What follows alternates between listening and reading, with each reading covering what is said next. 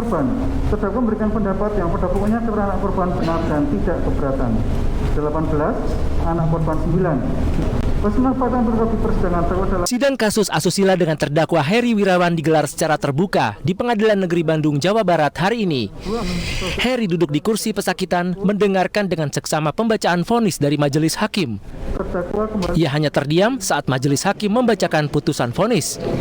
Usai menerima putusan, pemilik pesantren Manarul Huda Antapani Bandung ini tampak berkonsultasi dengan kuasa hukum namun belum menentukan sikap. Vonis terhadap Heri Wirawan lebih ringan dibandingkan tuntutan jaksa penuntut umum, yakni hukuman mati. Selain hukuman mati, Heri juga dituntut hukuman kebiri kimia serta penyitaan aset. Dari Bandung, Jawa Barat, Tim Liputan iNews melaporkan.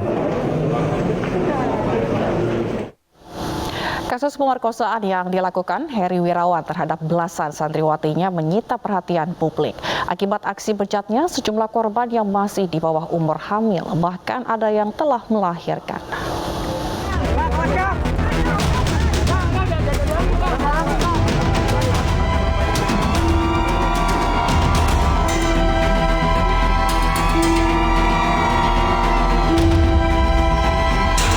Desember 2021 lalu, publik dikejutkan dengan peristiwa pemerkosaan oleh seorang guru pesantren di Bandung, Jawa Barat. Pelaku Heri Wirawan melakukan aksi bejatnya di rumah yang ia tinggal bersama istrinya. Rumah berlantai 2 yang berlokasi di Jalan Antapani, Kota Bandung ini sekaligus dijadikan yayasan Pondok Pesantren Manarul Huda Antapani. Di tempat inilah Heri Wirawan melakukan tindak asusila terhadap 13 santriwatinya. Beberapa korban yang tak lain merupakan anak didiknya itu bahkan hamil dan ada yang sudah melahirkan.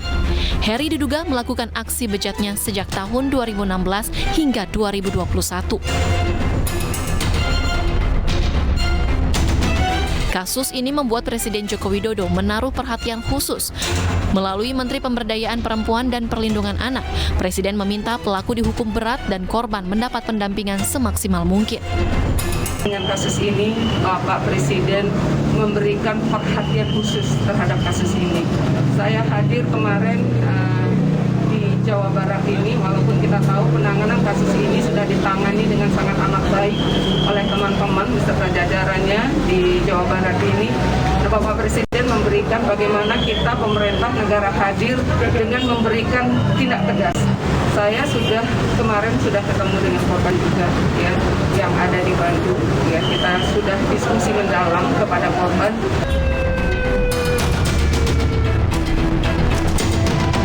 Selain memperkosa korban hingga hamil dan melahirkan, Heri juga memanfaatkan anak hasil hubungan terlarang dengan korban untuk meminta sumbangan.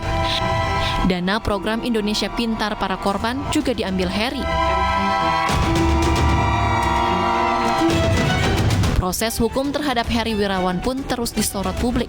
Dalam sidang awal Januari lalu, Heri dituntut hukuman mati dan kebiri kimia oleh jaksa. Jaksa juga meminta harta Heri disita untuk dibagikan kepada korban. Namun majelis hakim memvonis Heri lebih ringan dari tuntutan tersebut. Heri hanya divonis pidana penjara seumur hidup. Heri bahkan meminta keringanan hukuman kepada majelis hakim.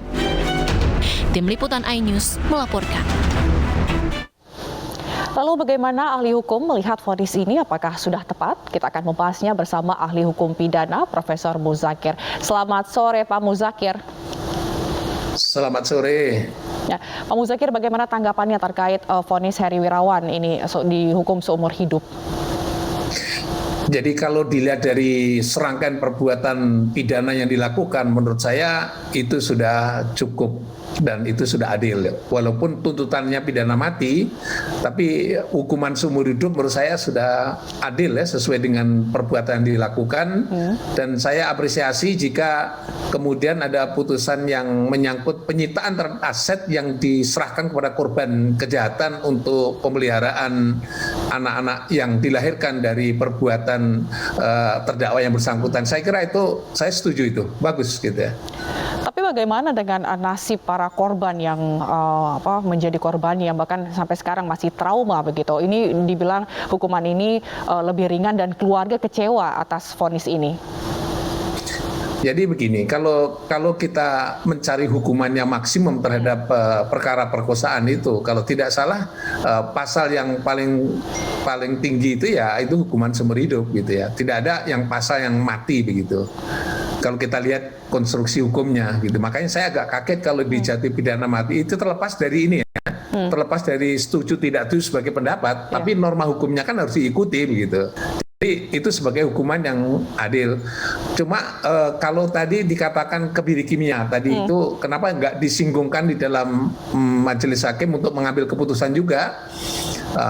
Saya kira itu ya juga menjadi catatan bahwa ini sedahsyat seperti itu perbuatan dan semasal seperti itu korbannya, kenapa justru itu tidak dilakukan gitu. Saya kira kalau itu dilakukan ya wajar dan adil lah gitu, agar supaya dia juga harus istilah bahasa membuat dia bisa memperoleh pembelajaran dari hukuman itu. Ya, jangan sampai nanti di lembaga pemasyarakatan selama menjalani hukuman seumur hidup dia akan kambuh lagi di lembaga itu dengan sasaran korban mungkin bisa teman-teman dalam lembaga pemasyarakatan itu, menurut saya begitu. Baik, tadi juga pada saat persidangan hakim menyinggung bahwa menolak hukuman kebiri kimia. Tapi di sisi lain hakim juga menjelaskan bahwa kebiri kimia ini syaratnya dilakukan setelah terdakwa ini menjalani hukuman 2 tahun pidana. Bagaimana menurut Anda? Ya, kalau itu syaratnya ada seperti itu nggak menjadi masalah, tapi dia kan memang seumur hidup ada di lembaga gitu ya. Kalau lembaga itu diisolasi, barangkali nggak membahayakan orang lain atau terpidana yang lain itu. Tapi kalau dia nanti gabung dengan terpidana yang lain, hasrat seksual yang biasanya mudah disalurkan itu, dia akan cari penyaluran dengan cara-cara yang lain gitu. Itu yang saya ulang lagi itu karena itu sudah menimbulkan adiksi ya. Kalau menimbulkan adiksi itu kalau nanti itu tidak diberi treatment pencegahan yang spesifik begitu, saya khawatirkan malah justru nanti korbannya bisa bergeser dari perempuan menjadi laki-laki begitu. Oke. Baik, tadi saya juga sempat berbicara dengan keluarga begitu, mereka kecewa karena hukumannya itu adalah seumur hidup bukan hukuman mati, karena buat keluarga hukuman yang pantas adalah hukuman mati. Sementara dari sisi hukum yang Bapak sampaikan tadi bahwa hukuman seumur hidup itu sudah pas. Apa yang membedakan bahwa hukuman seumur hidup ini sudah pas bagi terdakwa, sudah sepantasnya, dan hukuman mati itu dianggap tidak begitu, Pak? Ya, jadi pasti dakwaan itu kan harus dibaca juga itu ada hukuman mati atau tidak gitu. Jadi itu yang harus dipaskan gitu ya. Ini dulu pernah juga kasus-kasus yang sebelumnya juga begitu. Kalau ini kasus itu adalah ternyata tidak ada hukuman mati ya jangan dipaksakan pidana mati, malah salah gitu. Dan hukuman seumur hidup itu memang ada gitu. Berdasarkan pada dulu sumbernya dari Perpu yang sudah menjadi undang-undang gitu. Baik, terima kasih atas penjelasannya Pak Muzaki. Semoga ini juga bermanfaat untuk keluarga korbannya.